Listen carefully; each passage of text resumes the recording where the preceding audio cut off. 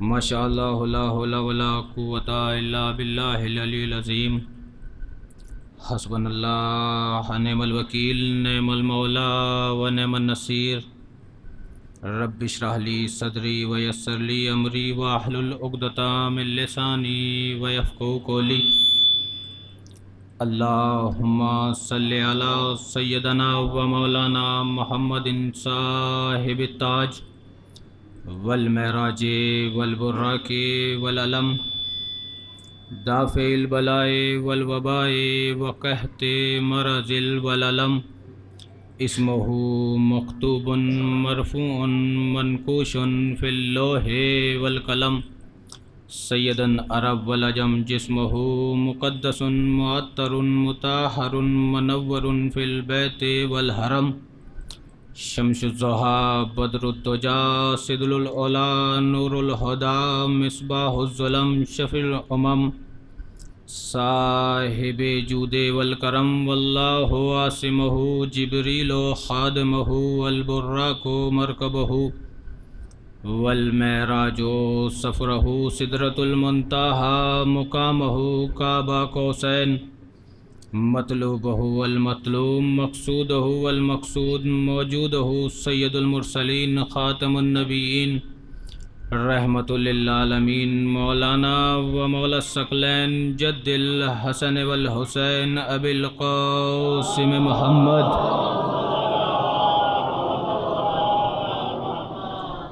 व आले बैतिही तय्यबीन अत्ताहिरीन अल मासूमीन अल मज़लूमीन वलानतुल्लाहि अला आदाइहिम अजमईन मिन यौमिना इला क़याम यौमिद्दीन।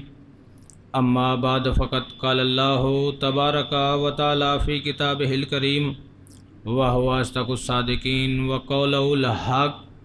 बिस्मिल्लाहिर रहमानिर रहीम। या मरियम इन्नल्लाहा हस्तफ़ाकी व तहरकी वस्तफ़ाकी अलन निसाइल आलमीन। दुरूद पढ़े बाबा जी।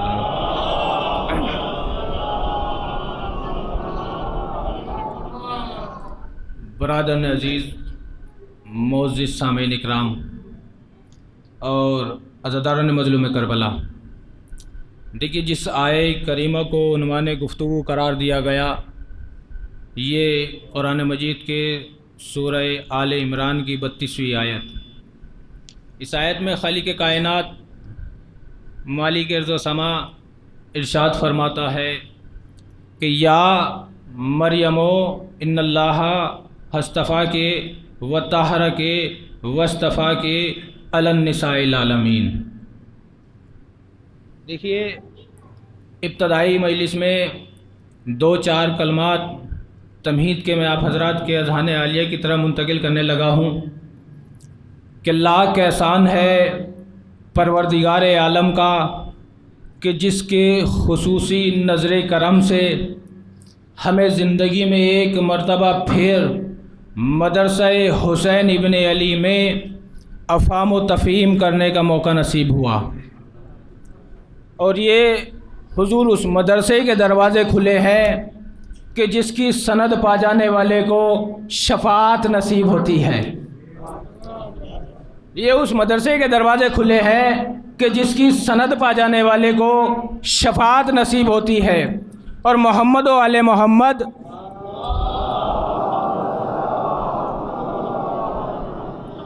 मोहम्मद व आले मोहम्मद कायनात व आलम आज़म में कुछ इस शान से तकसीम करते हैं कि दुनिया में बड़े से बड़ा धन्यवान, बड़े से बड़ा अता करने वाला, बड़े से बड़ा सखी आले मोहम्मद का मुकाबला नहीं कर सकता।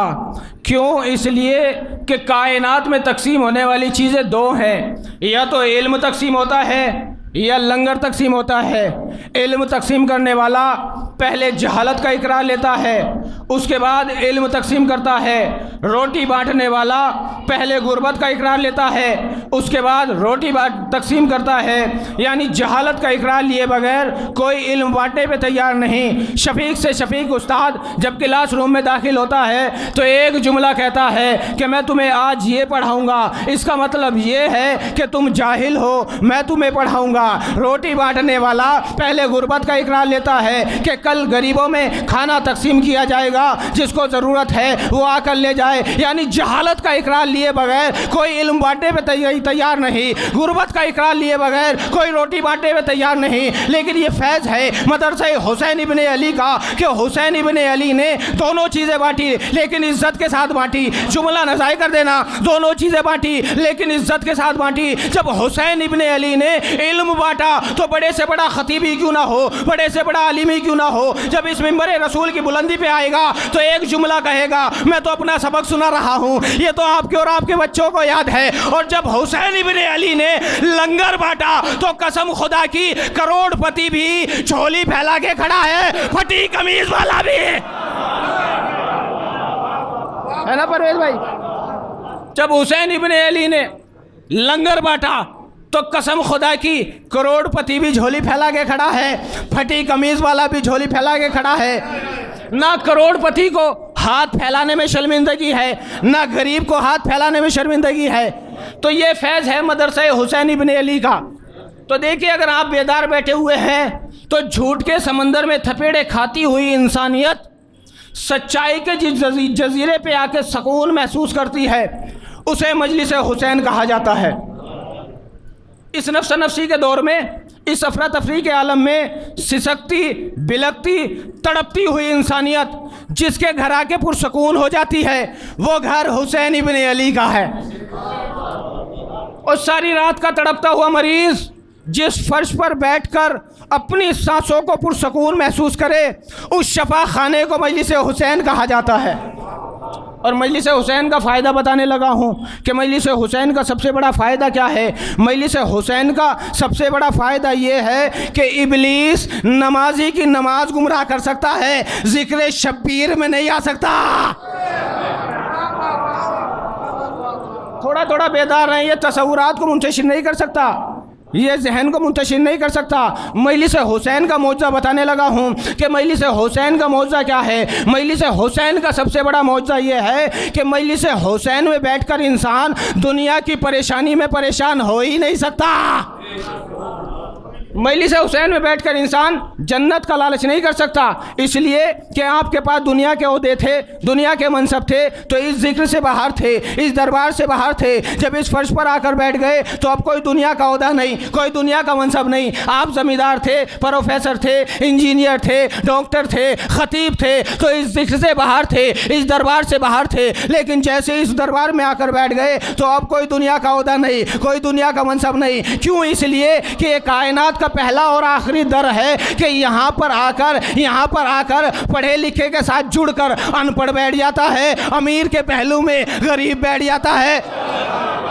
थोड़ा थोड़ा बेदार रहे, ये कायनात का पहला और आखिरी दर है कि यहाँ पर पढ़े लिखे के साथ जुड़कर अनपढ़ बैठ जाता है, अमीर के पहलू में गरीब बैठ जाता है, बच्चा बुजुर्ग के साथ बैठ जाता है। ये कायनात का पहला और आखिरी दर है। यहाँ पर आकर अपना ओहदा नहीं बताया जाता, इसलिए कि इस दरबार में आकर किसी अपने पढ़े लिखे को अपने इल्म पे नाज कोई नहीं होता, गरीब को अपनी गुर्बत पे शर्मिंदगी कोई नहीं होती, पढ़े लिखे को अपने इल्म पे नाज कोई नहीं होता, जाहिल को अपनी जहालत पे पशीमानी कोई नहीं होती। क्यों? इसलिए कि ये कायनात का पहला और आखिरी दर है। यहाँ पर आकर अपना ओहदा नहीं बताया जाता, अपना मनसब नहीं सुनाया जाता। क्यों? इसलिए कि इनके दरवाजे पर एक आया था, उसका ओहदा अफजलुल मलाइका था, रुतबा सैयदुल मलाइका था। जब उसने इस दरवाजे पर आकर अपना तारुफ कराया था तो उसने आकर कहा था, अना खैयातुल हसनैन, मैं हसनैन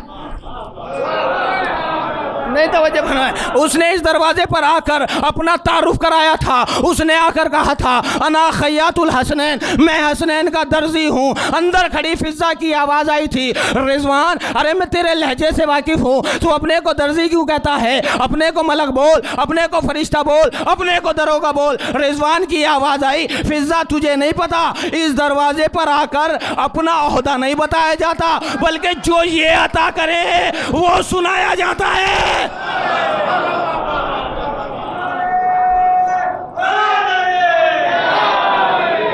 इस दरवाजे पर आकर अपना ओहदा नहीं बताया जाता, बल्कि जो ये अता करें वो सुनाया जाता है। और आप मजलिस हुसैन में आए हैं परवेज़ भाई, मैं आपको मजलिस हुसैन में आने का फ़ायदा बताने लगा हूँ कि आपको मजलिस हुसैन में आने का फ़ायदा क्या मिलेगा।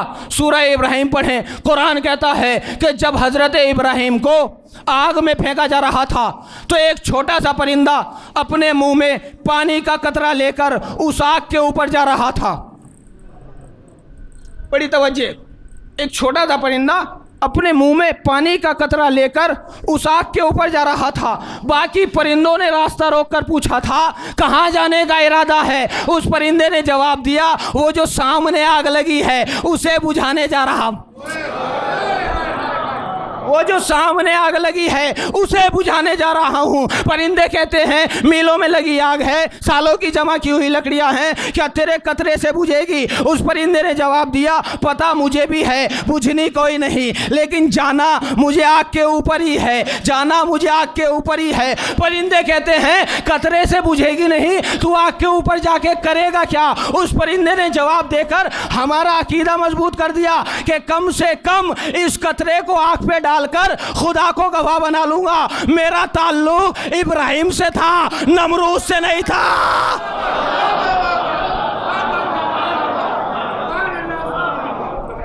भाई परवेज, इस कतरे को आग पे डालकर खुदा को गवाह बना लूंगा। मेरा ताल्लुक इब्राहिम से था, नमरूद से नहीं था। आप थोड़ी देर के लिए मजलिस हुसैन में आएंगे, आपके कांधों पर बैठा फरिश्ता ये लिखने पे मजबूर हो जाएगा इसका ताल्लुक हुसैन से था, यजीद से नहीं था।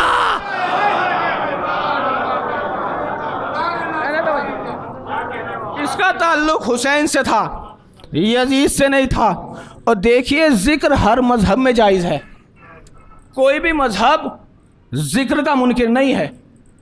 नमाज सब अपने अपने तरीके से पढ़ लेते हैं, हाथ खोल के भी पढ़ लेते हैं, हाथ बांध के भी पढ़ लेते हैं। तो फिर नमाज बचाने वाले का जिक्र भी अपने अपने तरीके से किया जा सकता है। तो ये जिक्र है हुसैन इब्ने अली का, ये जिक्र है ख़ानदान रसूल का। ये कायनात का पहला और आखिरी लीडर है हुसैन कि जिसने अपनी कौम को जीना नहीं सिखाया, मरना भी सिखाया। हुसैन इब्ने अली ने फरमाया कि जीना असल जीना नहीं होता, मरने के बाद जीना असल जीना होता है। आप ज़िंदगी में ज़िंदा रहो उसे जीना नहीं कहते, मरने के बाद फिर जिंदा रहो उसे जीना कहते हैं। हुसैन इब्ने अली ने फरमाया कि 10 मुहर्रम से पहले मौत के कानून कुछ और थे, मौत का फ़लसफ़ा कुछ और था, मौत के उसूल कुछ और थे, लेकिन हुसैन इब्ने अली ने 10 मुहर्रम को फ़लसफ़ा मौत को बदला। तारीख़ के मौर्रिख़ ने खैबर को जंग लिखा, बद्र को जंग लिखा, ओहद को जंग लिखा, सिफ़ीन को जंग लिखा, नहरवान को जंग लिखा, जमल को जंग लिखा, लेकिन हुसैन के दुश्मन ने चाहते न चाहते हुए भी करबला को जंग करबला नहीं, वाक़िया करबला लिखा, मारका करबला लिखा। अगर नतीजा आप लोगों तक पहुंच गया तो इंशाअल्लाह बड़ा लुत्फ आएगा। हुसैन के दुश्मन ने चाहते न चाहते हुए भी करबला को जंगे करबला नहीं, वाक़िया करबला लिखा, मारका करबला लिखा, सानिया करबला लिखा। अरे बाकी जंगे थी तो ये वाक़िया क्यों, हुज्जत वहाँ भी थी, हुज्जत यहाँ भी है, तलवार वहाँ भी थी, तलवार यहाँ भी है, लश्कर वहाँ भी थे, लश्कर यहाँ भी है, बाकी जंगे हो गई, ये वाक़िया हो गया। आखिर राज क्या हुआ? हुसैन इब्ने अली ने हुसैन इब्ने अली ने करबला के मैदान में जंग के उसूल की गर्दन को तोड़ दिया। हुसैन इब्ने अली ने जंग के उसूल की गर्दन को तोड़ दिया। हुसैन इब्ने अली ने फरमाया कि 10 मुहर्रम से पहले, अरे 10 मुहर्रम से पहले जंग के उसूल होते थे, ज़्यादा जीत जाते थे, थोड़े हार जाते थे, तलवारें बुलंद हो जाती थी, गर्दनें कट जाती थी, नेज़े चढ़ जाते थे, सीने छन्नी हो जाते थे। हुसैन इब्ने अली ने फरमाया कि 10 मुहर्रम के बाद से उसूल ये हो गया कि थोड़े जीत गए, ज़्यादा हार गए, प्याज जीत गई, दरिया हार गया, है ना। थोड़े जीत गए, ज्यादा हार गए, दरिया हार गया। प्यास जीत गई। हुसैन इब्ने अली ने फरमाया ये जंग लिखते भी तो कैसे लिखते, इसलिए कि उधर लाखों थे, इधर 72 थे। उन्हें जागीरों के वादे थे, हुकूमत की पेशकश थी, दरहमो दीनार थे, खजानों के मुंह खुले हुए थे। उन्हें लालच देकर बुलाया जा रहा था, इन्हें जन्नत देकर उठाया जा रहा था। उन्हें लालच देकर बुलाया जा रहा था, इन्हें जन्नत देकर उठाया जा रहा था। उधर से आने को कोई तैयार नहीं था, इधर से जाने को कोई तैयार नहीं था। हुसैन इब्ने अली ने फरमाया ये जंग लिखते भी तो कैसे लिखते, इसलिए कि उधर लाखों थे, इधर 72 थे। उधर हर कोई सोच रहा था क्या कल मैं बच जाऊंगा, क्या मैं जिंदा रह पाऊंगा, क्या घर में वापस चला जाऊंगा। इधर हर कोई सोच रहा था सबसे पहले मैं हुसैन पर कुर्बान हो जाऊंगा, सबसे पहले मैं अपनी जान हुसैन पर निछावर कर दूंगा, क्या मेरा खून राहे हक में काम आ जाएगा। हुसैन इब्ने अली ने फरमाया अरे जंग लिखते भी तो कैसे लिखते, इसलिए कि उधर लाखों थे, इधर 72 थे। उधर लाखों थे, इधर 72 थे। लेकिन ये था हुसैन इब्ने अली के मौजज़ा, हुसैन इब्ने अली के इश्क का मौजज़ा कि तारीख ने लिखा कि इधर से कासिम आया, उधर से 2000 भागा, इधर से अकबर आया, उधर से 3000 भागा, इधर से अब्बास आए, उधर से 10,000 भागा। और जुमला नज़ाय कर देना, हुसैन ने कहा अरे तारीख लिख गई, उधर लाखों में हजारों भागते रहे, इधर 72 में एक ना भागा।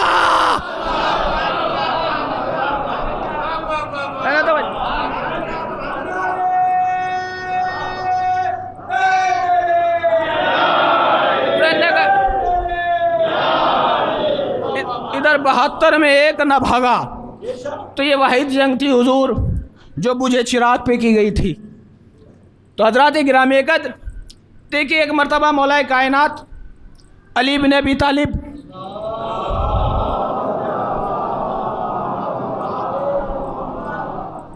मिंबर कूफा पे बैठे हुए थे। मौलाए कायनात खाली के नहजे पर लगा खुतबा बयान कर रहे थे कि एक शख्स मजबे को चीरता हुआ मिंबर के नज़दीक आया, हाथों को जोड़कर कहता है या अली मैं आपकी रियाया में से हूँ। मौला ने मुस्कुरा कर फरमाया यूँ तो सारी कायनात हमारी रियाया है, लेकिन तू शाम से आया है, तो शाम से आया है। और सुन बादशाह रूम ने हाकिम शाम से कुछ सवाल पूछे हैं। जब हाकिम शाम के दरबार में किराए पे पलने वाले आलिमों से उन सवालों के जवाब नहीं बने, उसने तुझे लिख कर मेरे पास भेजा है, तू मुझसे सवाल करेगा, मैं तुझे जवाब बताऊंगा, तू जवाब लिखेगा, जाके हाकिम शाम को देगा, हाकिम शाम बादशाह रूम को देगा, जाके हाकिम शाम से कहना इतना परेशान होने की क्या ज़रूरत थी, एक ख़त भेजकर मुझसे सवालों के जवाब ले लेता, इसलिए कि हम आलिम उसकी तरह जाहिल नहीं है। खैर जब तू है ही गया है तो देख मैं ज़रा मसरूफ़ हूँ, वो दरवाजे पर मेरे दोनों बेटे बैठे हुए हैं, जिससे तेरे दिल में आए उससे सवाल कर। देखिए हुजूर ये अपने जहन में सोचने लगा कि लो हाकिम शाम के दरबार में बड़े बड़े बुजुर्ग आलिम थे, उनसे तो सवालों के जवाब नहीं बने, और अली ने मुझे टाला कैसे। सरूर भाई अली ने मुझे टाला कैसे कि मेरे बेटों से पूछ। अब ये अली के दोनों बेटे क्या जवाब देंगे, अभी ये अपने जहन में सोच ही रहा था कि अली के बेटे क्या जवाब देंगे कि इतनी देर में मेरा बड़ा मौला हसन खड़ा हुआ, मेरा बड़ा शहजादा खड़ा हुआ, मेरा इमाम इब्ने इमाम मौला खड़ा हुआ, और खड़े होने के बाद मेरे बड़े शहजादे इमाम हसन ने फरमाया कि शरीयतों का मुकम्मल निसाब लेता जा, ज़ईफ़ ढूंढ के ला और शबाब लेता जा, शरीयतों का मुकम्मल निसाब लेता जा, अरे ज़ईफ़ ढूंढ के ला और शबाब लेता जा। अरे गुलाम ज़्यादा नहीं, मैं इमाम ज़्यादा हूँ, सवाल जहन में रख और जवाब लेता जा।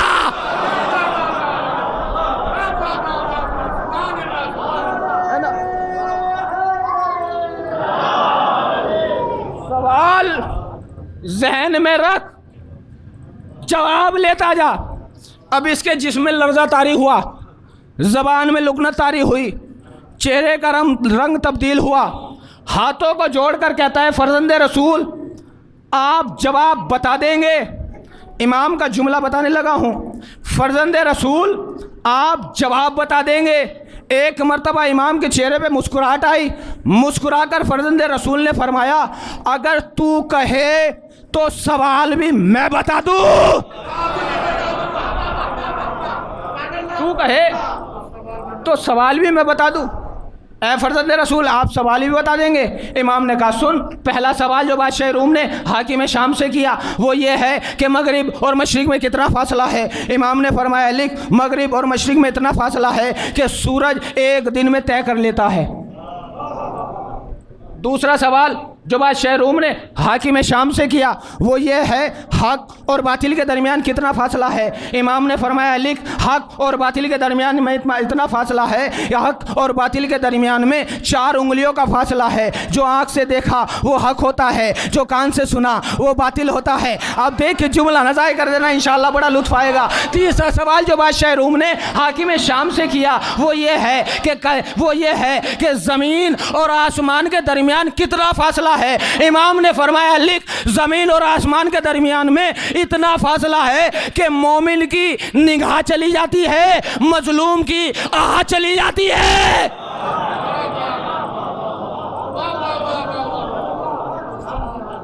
हुजूर चौथा सवाल, अहम सवाल, आखिरी सवाल, इमाम ने फरमाया, लिख, जो बादशाह रूम ने हाकिम शाम से किया वो ये है कि कायनात में सख्त तरीन चीज़ें कितनी हैं। इमाम ने फरमाया, लिख, कायनात में सबसे ज़्यादा सख्त है पत्थर, पत्थर से ज़्यादा सख्त है लोहा। क्यों? इसलिए कि वो पत्थर को तोड़ देता है। लोहे से ज़्यादा सख्त है आग। क्यों? इसलिए कि वो लोहे को पिघला देती है। आग से ज़्यादा सख्त है पानी। क्यों? इसलिए कि वो आग को बुझा देता है। पानी से ज़्यादा सख्त है बादल। क्यों? इसलिए कि वो अपने कांधों पर उठाता है। बादल से ज़्यादा सख्त है हवा। क्यों? इसलिए कि वो उसे चलाती है। हवा से ज़्यादा सख्त है फरिश्ता, इसलिए कि चलने का हुक्म देता है। फरिश्ते से ज़्यादा सख्त है जिब्रील, इसलिए कि वो उस फरिश्ते का उस्ताद है। जिब्रील से ज़्यादा सख्त है मलकुल मौत। क्यों? इसलिए कि वो जिब्रील को मार देगा। मलकुल मौत से ज़्यादा सख्त है मौत। क्यों? इसलिए कि वो मलकुल मौत को मार देगी, वो मलकुल मौत को मार देगी। चेहरा जर्द, बदन सर, कब कभी तारी, हाथों को जोड़ के कहता है, समझ गया फर्जंद रसूल, समझ गया। इमाम ने फरमाया, अभी नहीं समझा, जाके हाकिम शाम के दरबार में कहना, अली नहीं, अली का बड़ा बेटा हसन फरमा रहा था कि दहर में फैला है वही नूर जली है, दारैन पे है जिसका तसर्रुफ वो वली है, और है मौत जो हो मलकुल मौत पे काबिज, जो मौत को मारे वो मेरा बाप अली है।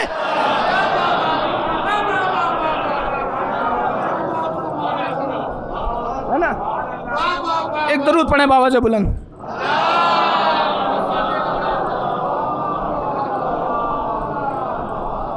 जो मौत को मारे वो मेरा बाप अली है। तो देखिए हजरात गिरामी कद्र, या मरियमो इन्नल्लाह अस्तफा के व तहरा के वस्तफ़ा के अलन निसाइल आलमीन, सूरह आले इमरान आयत नंबर 32। इरशाद रब्बुल इज़्ज़त हुआ कि या मरियमो इन्नल्लाह, के बेशक मैंने चुन लिया था मरियम को, फिर पाक किया, फिर चुना, अलन निसाइल आलमीन, कायनात की औरतों में से। परवरदिगार इस एक ही आयत में चुनने का तस्करा 2 मरतबा कर रहा है। पहले चुना, फिर पाक किया, फिर चुना। खालिक के कायनात से मैंने सवाल किया, परवरदिगार तूने एक ही आयत में चुनने का तस्करा 2 मरतबा क्यों किया? खालिक के कायनात की आवाज़ आई, पहले मैंने मरियम को कायनात की औरतों में से चुना, फिर मैंने मरियम को पाक किया, फिर मैंने मरियम को बतूलों में से चुना। खुसूसी तवज्जो चाहूँगा, इंशाअल्लाह बड़ा लुत्फ़ आएगा। फिर मैंने मरियम को बतूलों में से चुना। तो बतूल हुजूर नाम नहीं है, बतूल लक़ब नहीं है, बल्कि बतूल है मनसब, बतूल है ओहदा। तो बतूल कहते किसे हैं? बतूल होती कौन है? बतूल होना किसे चाहिए? एक ही जुमले में मैं बतूल की तारीफ़ करने लगा हूँ। अगर आप लोगों तक पहुँचा सका तो इंशाअल्लाह बड़ा लुत्फ़ आएगा। बतूल कहते किसे हैं? बतूल होती कौन है? बतूल होना किसे चाहिए? मैं तारीफ़ करने लगा हूँ कि शरीयत में जिस मस्तूर को नमाज के लिए वज़ू की ज़रूरत ना हो उसे बतूल कहा जाता है।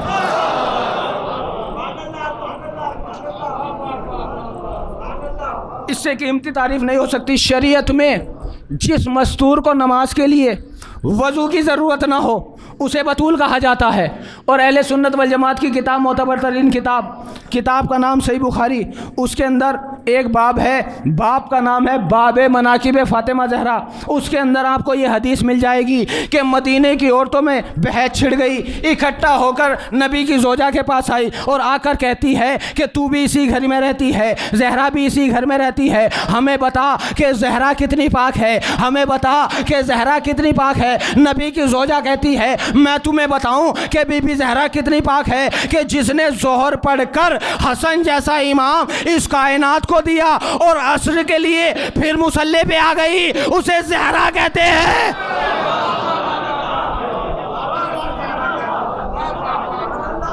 देखिए हुजूर, कौन शिया ये नहीं जानता कि इमाम हसन का नज़ूल कब हुआ?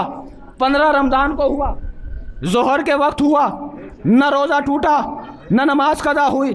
आज लोग एतराज़ कर देते हैं कि आले मोहम्मद नाजिल नहीं होते, आले मोहम्मद पैदा होते हैं। मैं कहूँगा अपनी अक्ल का इलाज करो। क्यों? इसलिए कि अली के हाथ में एक लोहे का टुकड़ा था, एक लोहे का टुकड़ा था। ज़माना उसे जुल्फ़कार कहता था। वो मक्के के बाज़ार से नहीं खरीदी गई थी, वो यमन से नहीं मंगाई गई थी। कुरान कहता है कि लो अंज़लनल हदीद वासु शदीद, हमने आसमान से लोहा नाजिल किया, हमने आसमान से लोहा नाजिल किया। अरे सर पे कुरान रख के बताओ कि जिनकी तलवारें नाजिल होती हो वो आले मोहम्मद पैदा नहीं हो सकते। और देखिए मेरे जवान अगर बेदार बैठे हुए हो तो मैं बताने लगा हूँ कि उस तलवार जुल्फ़कार का मौजज़ा क्या था। किताबें कहती हैं कि कई जंगों में मौलाए कायनात तलवार जुल्फ़कार को हाथ पे रख के लड़ते थे, मौला तलवार को हाथ पे रख के लड़ते थे, मौला तलवार को हवा में छोड़ दिया करते थे। जुल्फ़कार 3 गर्दनें काटा करती थी, चौथी छोड़ दिया करती थी, 5 गर्दनें काटा करती थी, छठी छोड़ दिया करती थी, 8 गर्दनें काटा करती थी, 9वीं छोड़ दिया करती थी। मालिक अश्तर ने अली के कदमों पे हाथ रख के फरमाया, या अली ये गर्दनें छोड़ के क्यों चलती है? मौला ने फरमाया ये गर्दनें छोड़ के नहीं चलती, ये नस्लें देख के चलती है, ये शजरे देख के, है ना। एक दरूद पढ़े बाबा से बुलंद।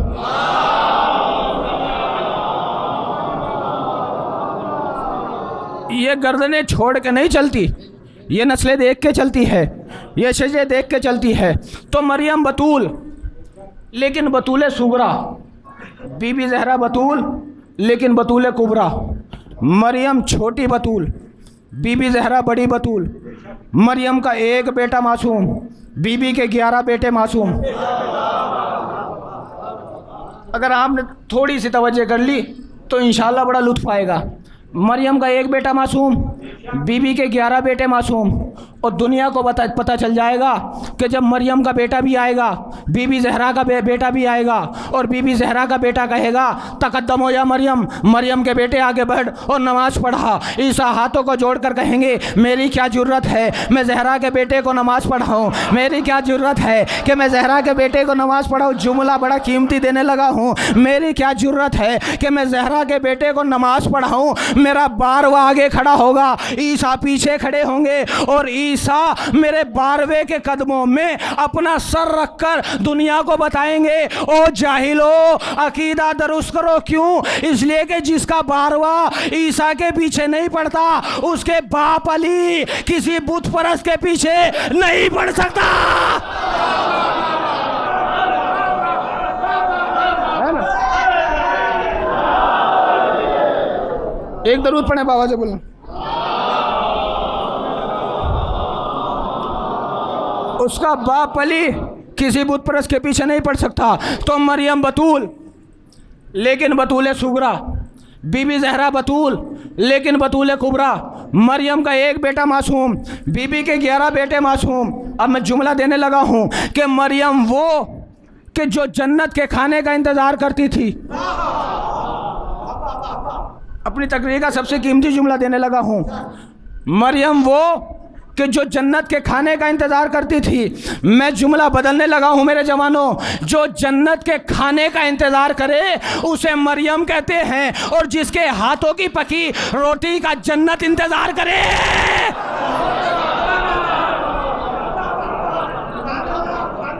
जिसके हाथों की पकी रोटी का जन्नत इंतज़ार करे उसे ज़हरा कहा जाता है। तो मरियम बतूल लेकिन बतूल सुगरा, बीबी ज़हरा बतूल लेकिन बतूल कुबरा, मरियम छोटी बतूल, बीबी जहरा बड़ी बतूल। मरियम वो कि कायनात की औरतें जिसकी कनीज़ हों उसे मरियम कहा जाता है, और मरियम जिसकी कनीज़ हो उसे जहरा कहा जाता है। और देखिए ईसाइयों के एक बहुत बड़े आलिम दीन ने एक किताब लिखी, किताब का नाम रखा मरियम ब मुकाबला फातिमा। मरियम ब मुकाबला फातिमा। इस ईसाई पादरी ने इस किताब के अंदर मवाजना किया जनाब मरियम का और बीबी जहरा का। इस ईसाई आलिम दीन ने कुरान की 70 आयतों की दलील पेश करके जनाब मरियम को अफजल कर दिया, बीबी जहरा को मफजूल कर दिया। किताब छप गई, छपकर मार्केट में आ गई, नजफ़ अशरफ पहुंच गई, आलिम रब्बानी के पास। तालिब इल्म कहते हैं उस्ताद इस किताब का क्या करें? उस्ताद कहते हैं इस किताब का जवाब देते हैं। तालिब इल्म कहते हैं उस्ताद इस किताब का जवाब कैसे होगा? उस्ताद कहता है कि तलवार हमेशा तलवार से टकराती है, कलम हमेशा कलम से टकराते हैं। वो आलिम रब्बानी ये कहकर अपने हुजरे में आए, मुसल्ला इबादत बिछाया, 2 रकत नमाज बीबी जहरा को हदिया की, हाथों को जोड़ के कहता है ये आलिम रब्बानी हुसैन की माँ मुझे लफ्ज़ों की खैरात अता कर, मैं तेरी वकालत करने लगा हूँ, मुझे लफ्ज़ों की खैरात अता कर, मैं तेरी वकालत करने लगा हूँ। उस ईसाई पादरी ने किताब का नाम रखा था मरियम व मुकाबला फातिमा। इस आलिम रब्बानी ने किताब का नाम रखा मरियम व मुकाबला फिज़ा।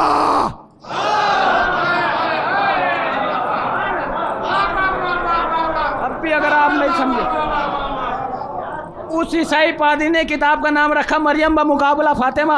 इस आलिम रब्बानी ने किताब का नाम रखा मरियम ब मुकाबला फिज़ा। ये आलिम रब्बानी उस ईसाई पादरी ने कुरान की 70 आयतों की दलील पेश की थी।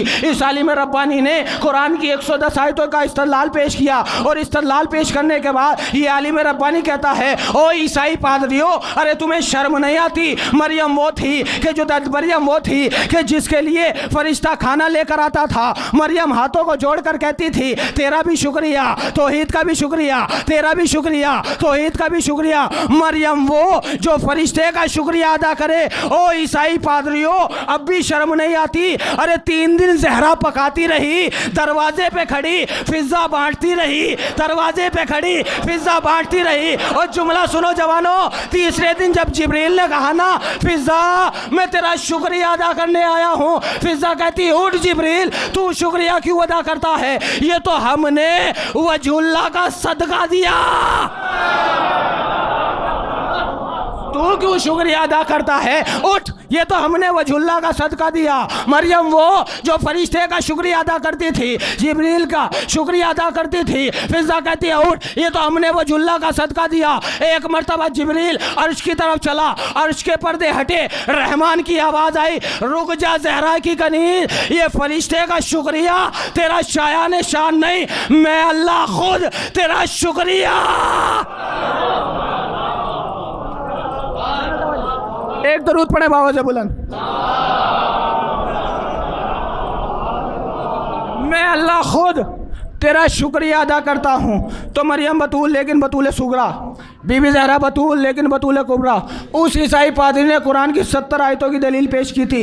इस आलिम रब्बानी ने 110 आयतों का इस्तदलाल पेश किया, और पेश करने के बाद कहता है ये आलिम रब्बानी हो ईसाई पादरी हो, शर्म नहीं आती कि पैगम्बर इस्लाम जब खैबर के मैदान में पैगम्बर इस्लाम ने 39वें दिन या कहरुल उदुवे या वाली अलवली या मजहर अजाइब या मुर्तज़ा अली, ए नबियों की मदद करने वाले, ए वलियों की मदद करने वाले, ए नबियों की मदद करने वाले, ए अली अगर मेरी आवाज़ सुन रहा है तो फ़ौरन खैबर में हाजिर हो, फ़ौरन खैबर में हाजिर हो। अली मदीने में नमाज़ पढ़ रहे थे, रसूल की आवाज़ को सुना, फ़ौरन कंबर से कहा कंबर जल्दी कर मेरी तलवार लेकर आ, कंबर जल्दी कर मेरी तलवार लेकर आ। कंबर कहता है मौला अभी तो आप नमाज पढ़ रहे थे, ये आपको नमाज में तलवार की क्या ज़रूरत पड़ी? अली की आवाज़ आई कंबर जल्दी कर, इसलिए कि रसूल की जान खतरे में है।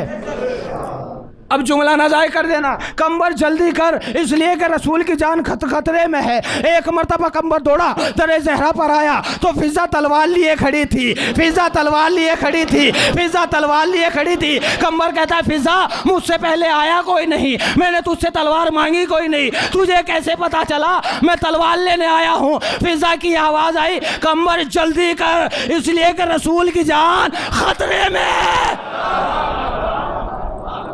एक और दरूद पढ़े बाबा से बुलंद।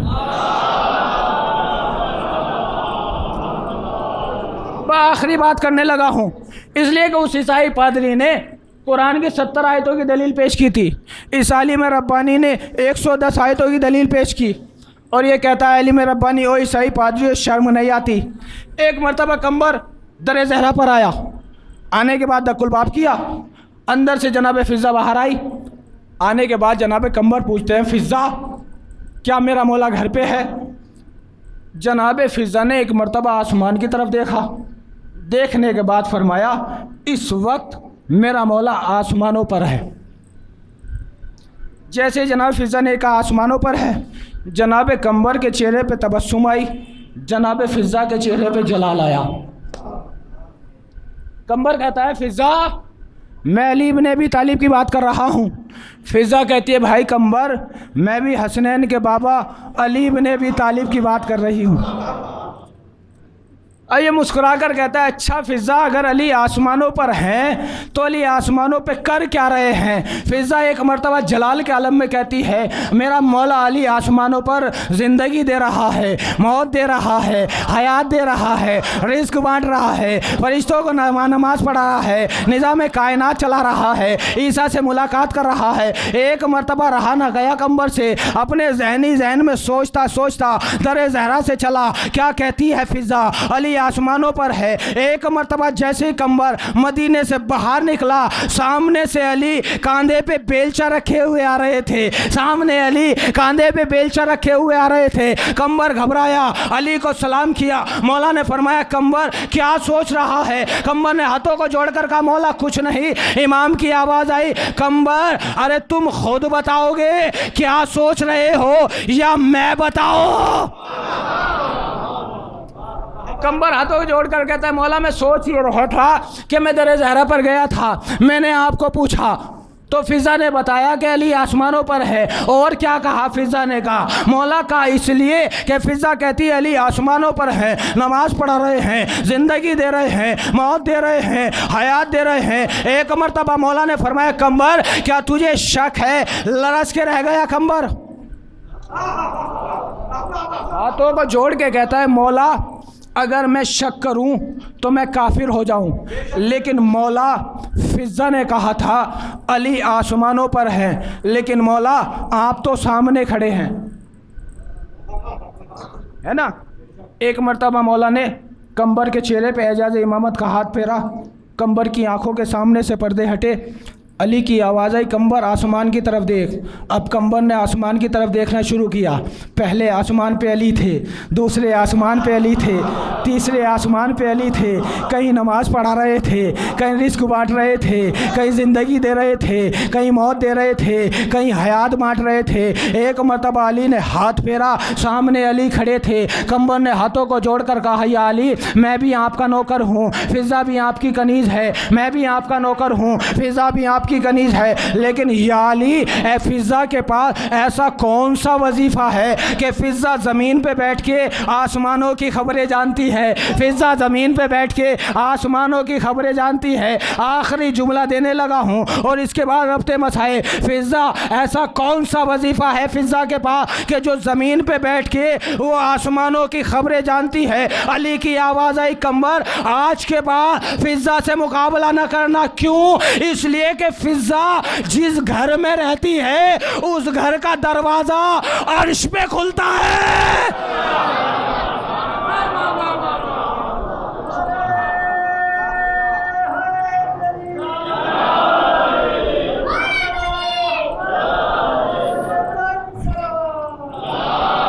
फ़िज़ा जिस घर में रहती है उस घर का दरवाज़ा अर्श पे खुलता है।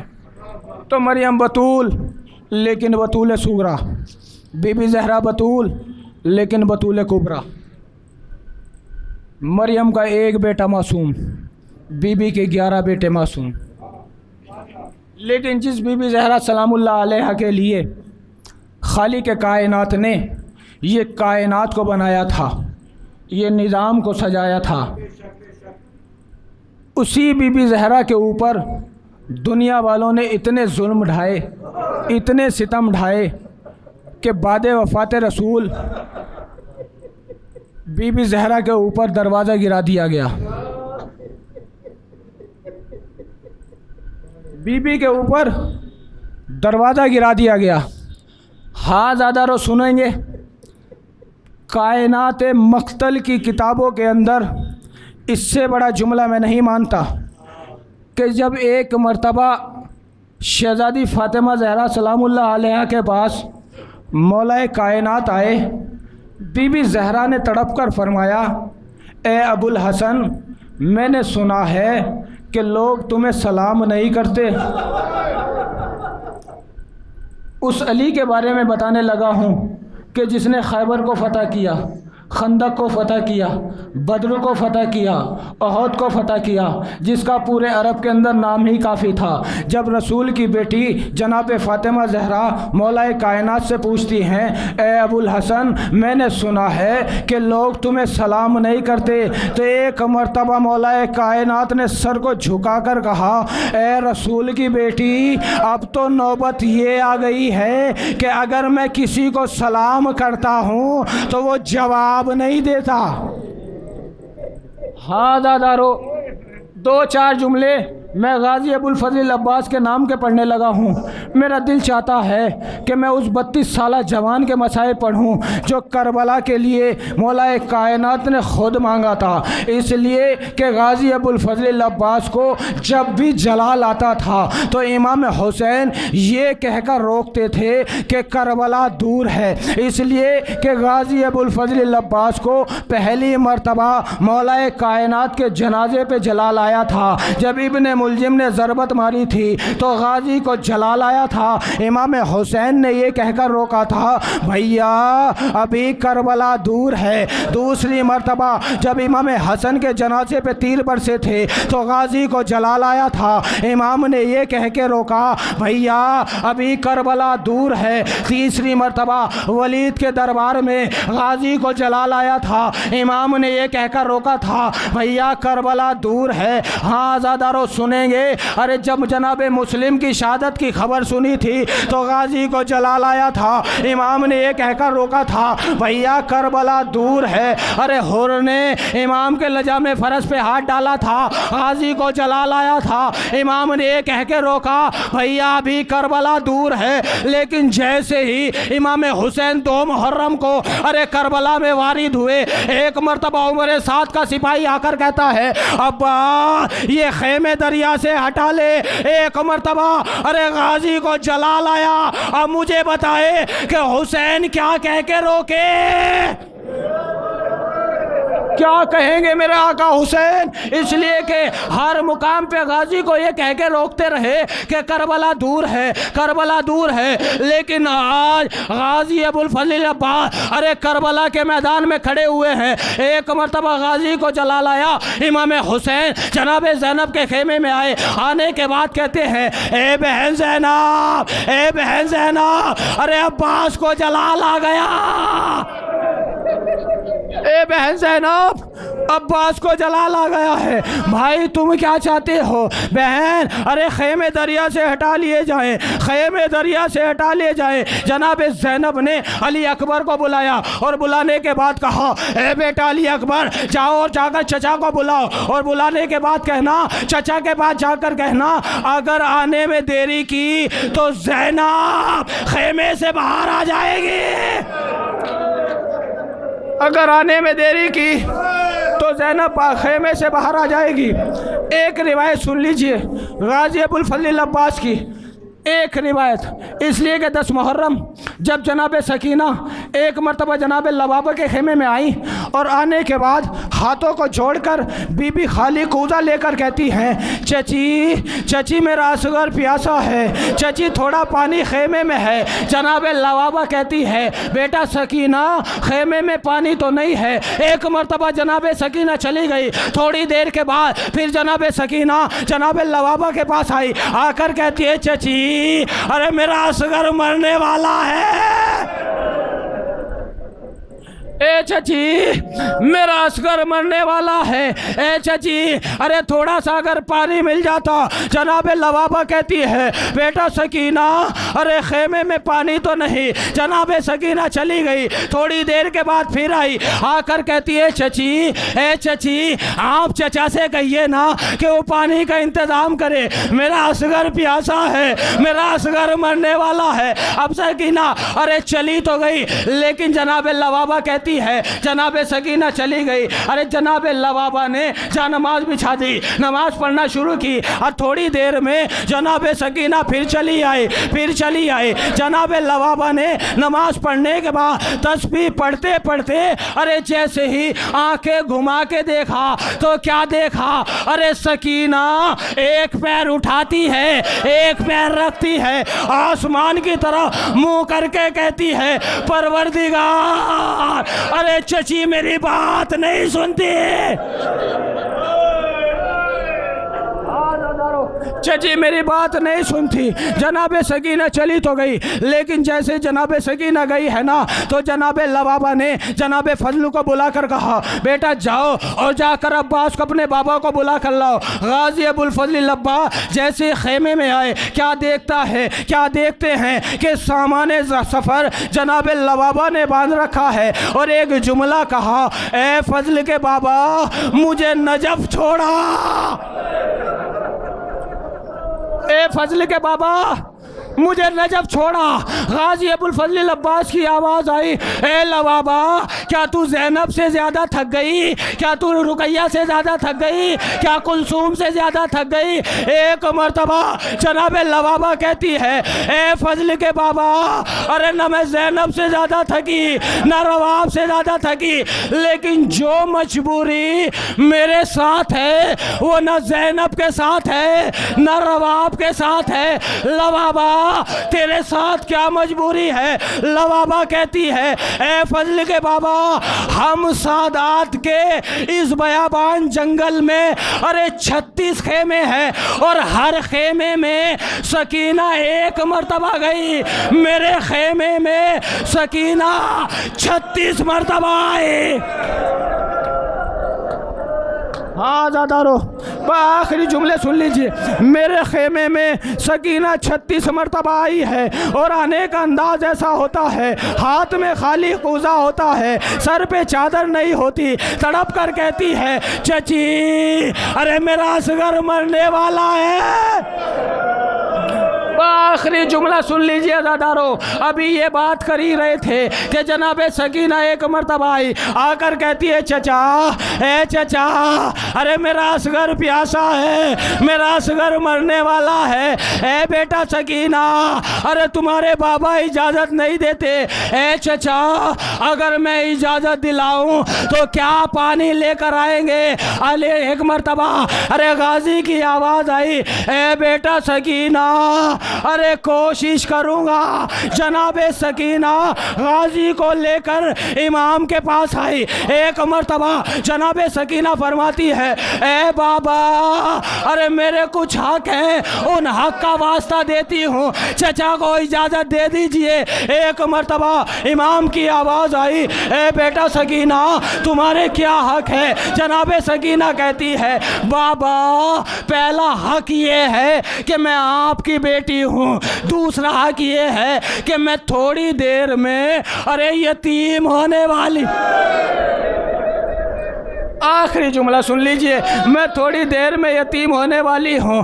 दूसरा हक ये है कि मेरा असगर प्यासा है और वो मरने वाला है। आप चचा से कहिए कि वो पानी का इंतज़ाम करे। एक मरतबा इमाम की आवाज़ आई, ए बेटा सकीना मुझे इतना बता दे कि तेरा भाई असगर कितने साल का है। जनाब सकीना फरमाती है, बाबा साल का नहीं मेरा भाई, अरे 6 महीने का है। और बेटा सकीना फरमाया अरे मेरा भाई अब्बा कितने साल का? जनाबे सकीना ने फरमाया अरे 32 साल का।